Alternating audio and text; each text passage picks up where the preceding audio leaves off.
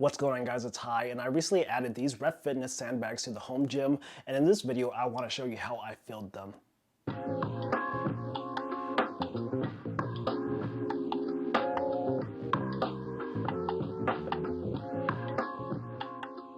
Now you may be thinking, hey, they're called sandbags, so I can just fill them with sand. And you can definitely do that, but it's not the best approach. The problem with sand is that it's generally very dusty, so if you fill your bags up purely with sand, when you're working out with them, every time you move the bags, you may get a face full of dust, which is obviously not the most ideal thing and not very good for your health. Sand also tends to hold moisture, and again, not ideal because you'll most likely be sweating all of these bags.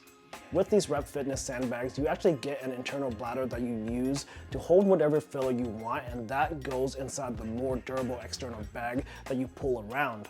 From my research, the best approach seems to be to fill the sandbags up with a mixture of pea gravel and rubber mulch. I personally picked both of these up from my local Lowe's, but these supplies can be found at various other home improvement or garden centers. When I purchased my pea gravel, it was actually pretty dirty, so I dumped it in a 5-gallon bucket and just sloshed it around with some water, then let it out to dry.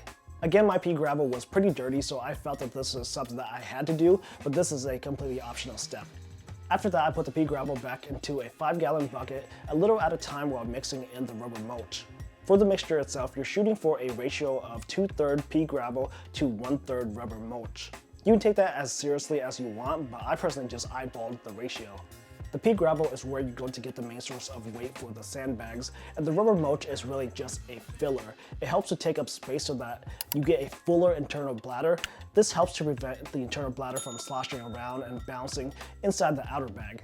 To make it easier for myself, I would periodically dump this mixture into the internal bladder. I personally got a medium and large sandbag. The consensus online seems to be to run 40 pounds in the medium sandbag and 80 pounds in the large sandbag. These are just the recommended numbers, but I can say that these weights work out pretty well. Now, to figure out how much weight was in each bladder or how much each sandbag weighed, I just periodically put the whole thing on a scale and weighed it. Remember, both the internal bladder and the outer bag adds weight, so depending on how exact you want to be, just remember to compensate for those things. And that's about it. What I've shown you in this video is slightly more complicated than just filling these sandbags up with sand, but I think it'll be worth it in the long run. These are my first set of sandbags, and I'm still trying to work them into my workouts, but so far, so good. They seem to be very well constructed and should last a while.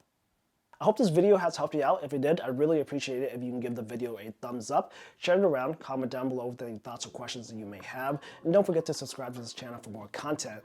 If you want to further support my work, consider hitting the join button down below to become a member of this channel or becoming a patron on Patreon. Thanks a lot for watching this video, and I'll see you guys in the next one.